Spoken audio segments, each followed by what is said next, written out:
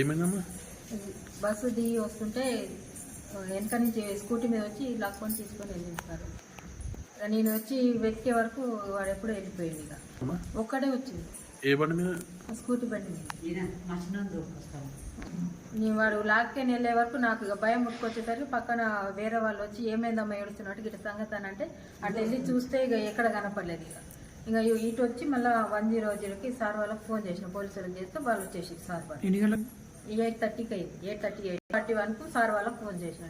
3 తులాలు నడుపుతారు, మొత్తం 4 ఉంటుంది. ఇక మొత్తం బిల్లలు ఉన్నాయి, పూసలు ఉన్నాయి, 4 దాకా ఉంటుంది సార్.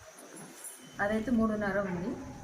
బిల్లలు అవన్నీ వచ్చేసి అవి కూడా 10 తులాల దాకా ఉంది.